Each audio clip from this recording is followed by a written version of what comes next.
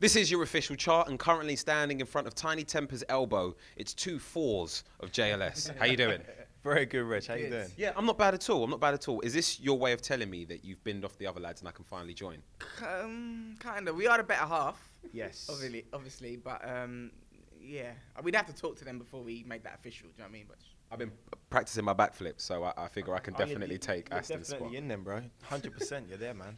I have to admit, I felt the pressure. Let's just say that you guys were definitely under being so successful and going back to your home net is X Factor last weekend. Did you feel it? Was it something that you were ever aware of going back there? Did you feel pain, pressure?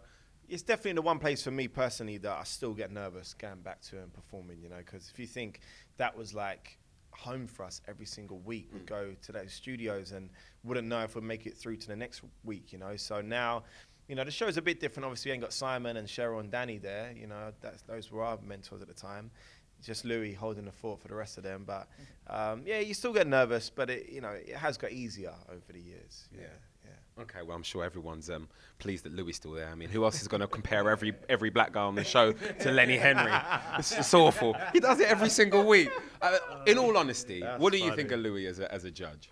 You know what? We love Louis, and like for us, when he's on the show, when we were on the show, he worked hard for us. Like whenever we finished the show, you know, when we got through to the following week, we sort of sat down with him in the dressing room, and he was like, "Right, guys, you know that next week is, I don't know, big band week or whatever, and I think you guys should do this song. Do you have any ideas?" You know, and we would always sort of do a little mini brainstorm on the Saturday night, obviously because they didn't have a Sunday show when we were on it. Yeah. And then the Sunday we'd go into routine and sort of come with different ideas and try different things out and then sort of be decided. So, you know, he worked hard for us. You know, I don't know about anybody else, but for us, Louis was a good guy. And you definitely made it your own. I don't know what accent that was. Reggie. You definitely made it your own. Why is it when I say it, I sound like I've got a cold? And Really? you guys, you definitely made it, I sound like I've got a blocked nose. You made it your own. You look like a young Lenny Henry. You remind me of a young Lenny Henry Reggie.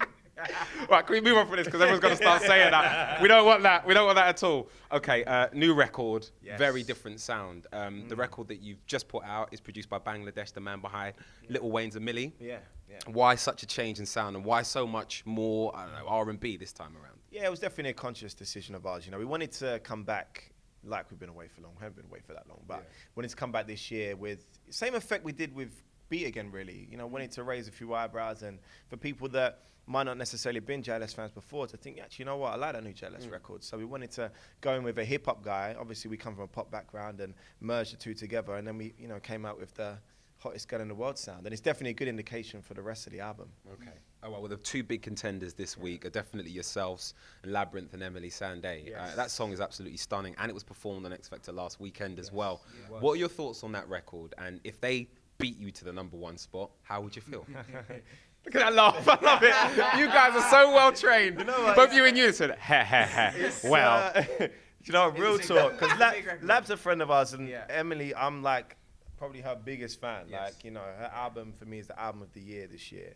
And, you know, Lab's album was great. This is actually one of my favorite records on the album. So for it to be up against us is ironic, you know what I mean? That, you know, two of my favorite artists. So, you know, what will be. You know, there's enough space in the chart. There's only space for one #1, though. So, you know, we'll wait and see, man. And do you think that this should be JLS's week? Of course we do. We always do. It might not be. Obviously, it might be. But, you know, for us, obviously, we're very, very proud of it. You know, for us, it's a huge record, undeniably. We wanted it to be the first single of the record. And, yeah, you know, as you say, we're back with a bang. And for us, as Marvin said, it's about, you know, attracting sort of, I guess, a fan base that maybe wasn't that interested in a JLS record, you know. And for us, this is definitely sort of opening up, but also, you know, maintaining the huge fan base that we already do have.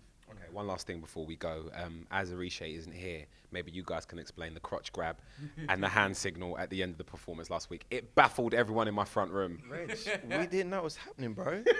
Like, he spun that on us on Live X Factor. Like, one of those, and one of those. He went in hard, but, you know, he says the music took him.